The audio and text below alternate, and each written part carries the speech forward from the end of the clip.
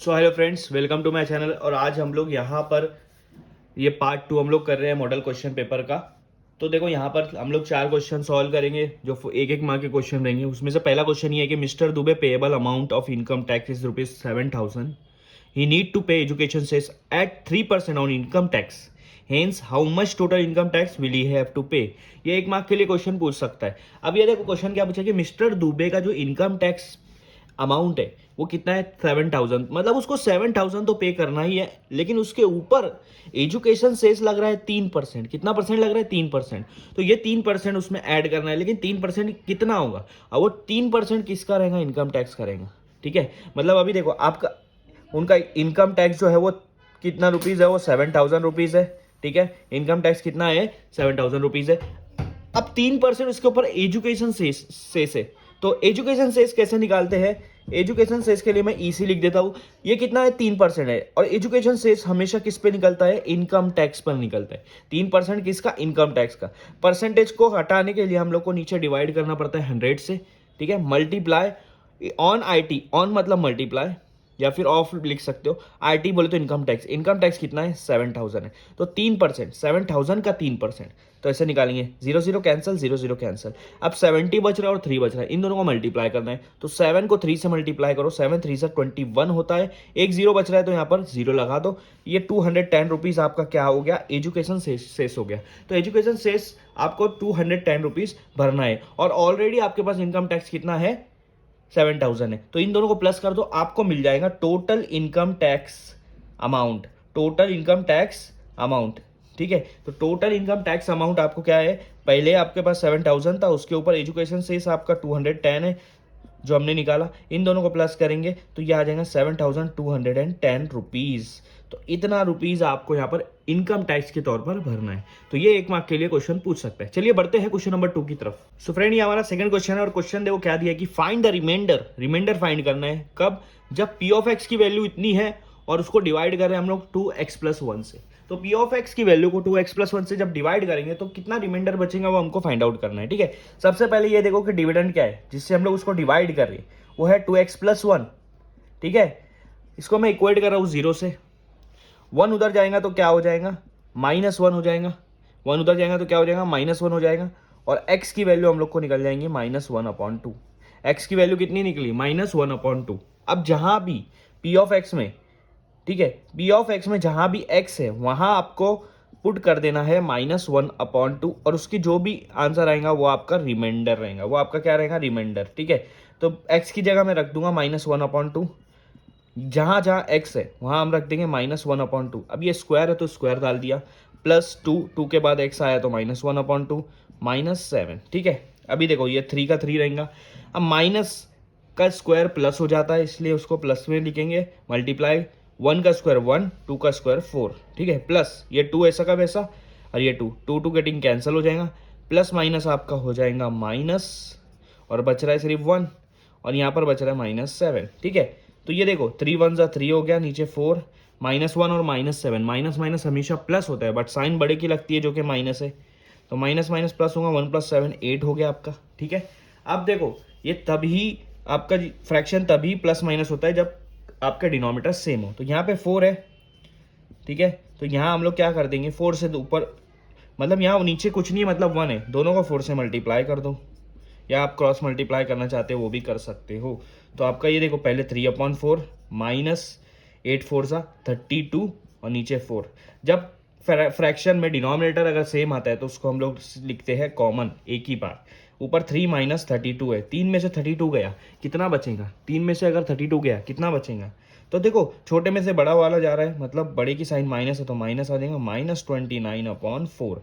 तो आपका रिमाइंडर कितना आ रहा है? -29/4। ये आपके लिए 1 या 2 मार्क के लिए क्वेश्चन आ सकता है। यहाँ पर एक मार्क के लिए क्वेश्चन पूछा है तो वो हम लोग सॉल्व कर चुके हैं कि पी की वैल्यू रिमाइंडर जो आ रहा है वो आपका क्या आ रहा है? -29/4। ठीक है, सो फ्रेंड ये हमारा क्वेश्चन नंबर 3 है। और क्वेश्चन नंबर 3 में क्या दिया हुआ है? Find the value of x. X की वैल्यू फाइंड करना है। If 5⁻x-3 multiply by 5⁻2x-8 is equal to 625। अब एक चीज याद रख लो, जब सेम बेस मल्टीप्लाई में होते हैं तो उनके जो पावर होते हैं वो प्लस आते हैं। जब सेम बेस मल्टीप्लाई में होते हैं तो उनके पावर प्लस आते हैं। जब सेम बेस डिवाइड में होते हैं तो उनके पावर माइनस होते हैं। तो यहाँ पर मल्टीप्लाई तो प्लस होंगे, एक का पावर है x माइनस 3, उसको प्लस करेंगे दूसरे वाले पावर के साथ 2x माइनस 8। ये बेस सेम है इसलिए हम लोग क्या कर रहे हैं यहाँ पर ये 5 को कॉमन लिख रहे हैं, ठीक है। अब 625 किसका स्क्वायर है, आपको पता होना चाहिए कि ये 25 का स्क्वायर होता है। किसका स्क्वायर होता है, 25 का, ठीक है। ये देखो 5x, ये बीच में प्लस है, मैं इसको और ये बीच में प्लस है, x माइनस 3 हम लोग ब्रैकेट खोलेंगे प्लस 2x माइनस 8। ब्रैकेट के पहले प्लस आता है तो उसकी साइन चेंज नहीं होती है ब्रैकेट के अंदर की वैल्यू की। अब 25 भी किसी का स्क्वायर है, वो किसका स्क्वायर है, 5 का स्क्वायर है। ये 25 की वैल्यू लिखा 5 स्क्वायर और ऑलरेडी उसके ऊपर स्क्वायर है, ठीक है। अभी देखो x प्लस 2x, x को x के साथ प्लस माइनस करेंगे और नंबर को नंबर के साथ प्लस माइनस करेंगे, ठीक है। x को 2x के साथ प्लस किया तो 3x हो गया, माइनस 3 माइनस 8, माइनस माइनस हमेशा प्लस होता है बट साइन माइनस की लगेंगी। तो 8 प्लस 3 11 इज इक्वल टू 2 2 सा कितना होता है, 4 होता है, तो यहाँ 4 हो जाएगा, ठीक है, 4 हो जाएगा, ठीक है। अब देखो ये बेस और ये बेस सेम है तो ये दोनों कट हो जाएगा, ठीक है। दोनों के पावर को सेम कर देंगे हम लोग, दोनों के पावर को इक्वल कर देंगे। 3x minus 11 is equal to 4, 3x minus 11 is equal to 4। अब ये नंबर है, ये भी नंबर है, तो नंबर को एक साइड ले लो, तो इसलिए मैं माइनस 11 को ये साइड लेके आऊँगा। तो ये साइड लाने के बाद 4 तो ऐसा का वैसा रहेगा, माइनस 11 ये साइड आके प्लस 11 हो जाएगा। आपको पता है जब दूसरी साइड कोई चीज़ जाती है माइनस की चीज़ प्लस हो जाती है। तो 3x 11 प्लस 4 होता है 15, ठीक है। अब यहाँ 3x जो है वो 3 जो है वो x से डिवाइड है, उधर जाके वो हो जाए, सॉरी मल्टीप्लाई है, उधर जाके हो जाएगा डिवाइड। 3 के टेबल में 15 कब आता है, 5 में, 3 5 से 15, तो x की वैल्यू कितनी निकल गई, 5। x की वैल्यू कितनी निकल गई, 5। तो यहाँ पर हमारा आंसर आएगा x इज इक्वल टू 5। आया समझ में। सो फ्रेंड ये हमारा क्वेश्चन नंबर 4 है और क्वेश्चन नंबर 4 भी क्वेश्चन नंबर 3 की तरह दिया हुआ है थोड़ा सा। Find the value of x if 4 by x raised to x 7 by 4 raised to 2x is equal to 343/64। अब आप मैंने पहले ही बताया इससे पहले वाले क्वेश्चन में, अगर बेस सेम है मतलब ये वाला दोनों अगर सेम रहता तो इनके जो पावर और दोनों मल्टीप्लाई में तो इनके पावर प्लस होंगे, क्या होंगे, प्लस होंगे। लेकिन यहाँ पर बेस सेम नहीं है, सबसे पहले बेस सेम करना पड़ेगा हमको, ठीक है। अभी यहाँ पर देखो राइट साइड में 343 और 64। अब आपको इतना पता होना चाहिए 343 और 64 ये दोनों क्यूब है, ठीक है। 64 स्क्वायर भी है लेकिन ऊपर वाला सिर्फ क्यूब आता है इसलिए इसको भी क्यूब में गिनेंगे। तो 343 किसका क्यूब है, 7 का। 64 किसका क्यूब है, 4 का। तो इसका मतलब ऊपर 7 आना चाहिए, नीचे क्या आना चाहिए, 4। तो ये तो सही है, पहले वाला हमको चेंज करना पड़ेगा। हम क्या करेंगे, ऊपर 7 लिख देंगे, नीचे 4 लिख देंगे।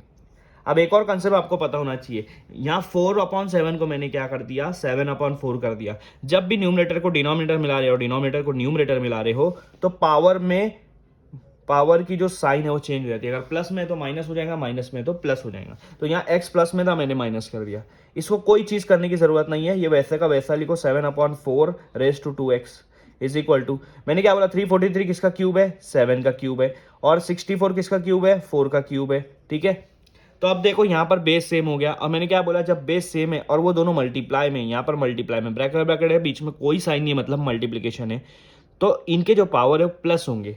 तो हम लोग यहाँ पर कॉमन ले लेंगे 7/4 को और इनके जो पावर है उनको प्लस कर देंगे, -x को 2x से प्लस कर देंगे, ठीक है। प्लस कर दिया, ओके। अब ये दोनों का जो पावर है सेम है 7 और 4 का, तो जब भी कोई चीज़ सेम होती है हम उसको कॉमन निकाले, तो इसको कॉमन हम लोग क्यूब कर देंगे, 7/4 का क्यूब हो जाएगा यहाँ पर, ठीक है। इस तरह से कर सकते हैं। अब इसको सॉल्व कर दो, -x + 2x, सीधी सी बात है, 2 में से 1 गया तो कितना बचेगा, 1। बड़े की साइन प्लस इसलिए 1x आएगा। 1x को आप सिर्फ x भी लिख सकते हो, तो ये आंसर आएगा सिर्फ x। और इसका आंसर आएगा 7/4 का ओनली क्यूब, कितना, सिर्फ क्यूब। अब आप देखो ये पावर बेस और ये बेस सेम है, दोनों कट हो जाएंगे, दोनों के जो पावर है वो इक्वल हो जाएंगे। x is equal to 3, x is equal to 3, x is equal to 3 आपका यहाँ पर आंसर आ गया। कट हो जाएंगे, इसका मतलब यह होता है जब बेस सेम होता है ना, तो पावर और दोनों इक्वल है तो इनके पावर भी इक्वल होंगे। तो x की वैल्यू क्या आ जाएंगी, 3 आ जाएंगी। तो इस क्वेश्चन का वैल्यू आंसर यहाँ पर है x इज इक्वल टू 3। इस क्वेश्चन को इस तरह से सॉल्व करना है।